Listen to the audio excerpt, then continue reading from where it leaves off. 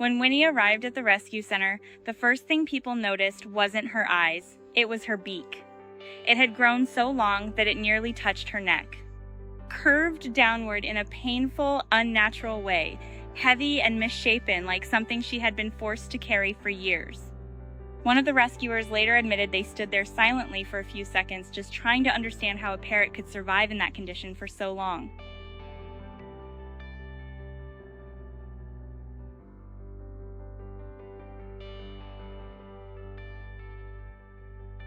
Later, they learned that Winnie's previous owner was a woman in her 80s, and by all accounts, she truly loved her. Everyone could feel that immediately. But after the woman passed away, everything slowly changed. Winnie still lived with other family members, but no one really seemed to understand how to care for birds the way her owner once had.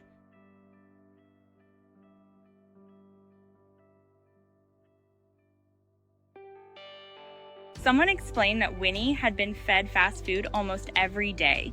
Burger King, human food. And to many people, that might sound like spoiling a pet, but for a parrot, it was one of the reasons her body had slowly fallen out of balance.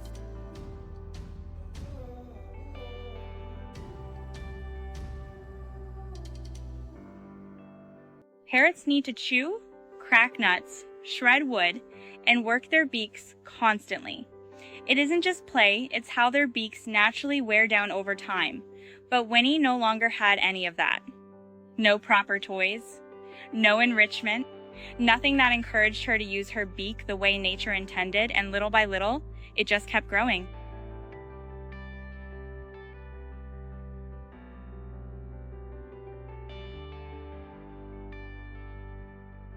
When Winnie first arrived at the rescue, she wasn't friendly either. She was overweight, easily startled, and would lunge at anyone who came too close. Like an animal that had spent a very long time feeling the need to protect itself, maybe it had simply been too long since anyone truly understood what she needed.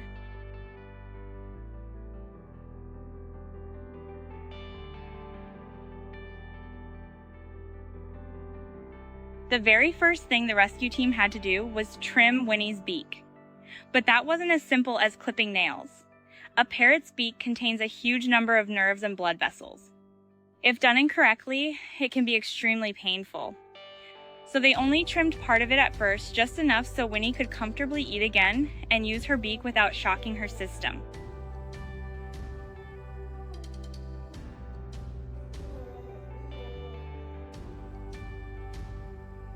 And then something happened that surprised everyone. Just 2 days after that first trim, Winnie began to change. She stopped avoiding people.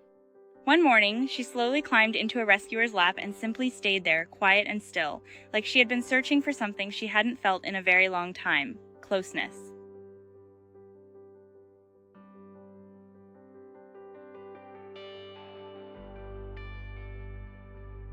"She wants affection," one of them whispered that day, almost in disbelief. And from that moment on, Winnie slowly began showing everyone who she really was. Not an aggressive parrot. Not a difficult rescue case. Just a living soul that had been lonely for far too long.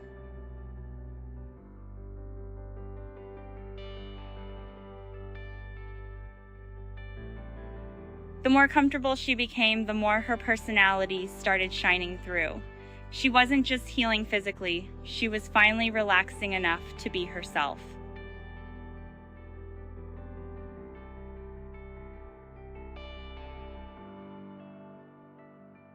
Two weeks later, Winnie had a second beak trim, then another shaping session the following month to help restore it even more naturally.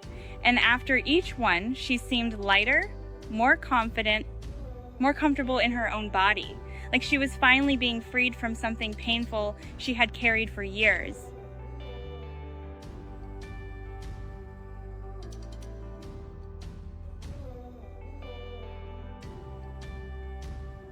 Winnie is almost 30 years old now, and at that age, she definitely has opinions about life.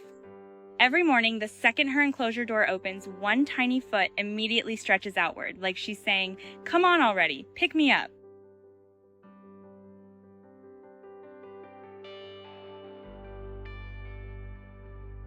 More than treats, more than food, Winnie loves being close to people. You could offer her the best snack in the world, but if she had to choose between that and sitting on someone's shoulder, she'd choose the shoulder every single time.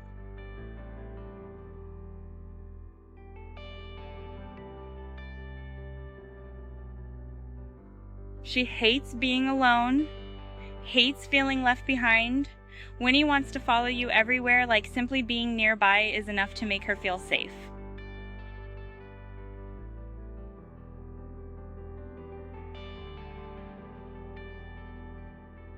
And honestly, she's incredibly dramatic too. If she accidentally pinches someone too hard, she'll instantly yell, "Ow," as if she's the one who got hurt. Meanwhile, the actual victim just stares at her laughing like, "Excuse me, I'm the one in pain here."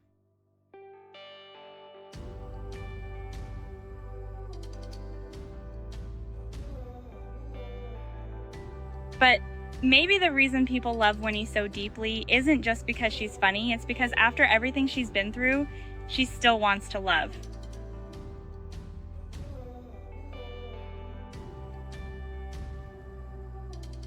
A parrot that once seemed trapped inside a painful, neglected body now just wants to lean against someone's shoulder, be held close, get gentle kisses on the top of her head. As if she never held any bitterness toward the world at all.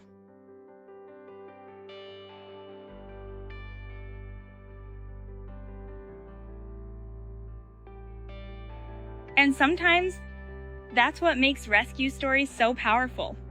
Not because an animal gets fixed, but because even after pain, loneliness, and neglect, they still choose to trust humans one more time.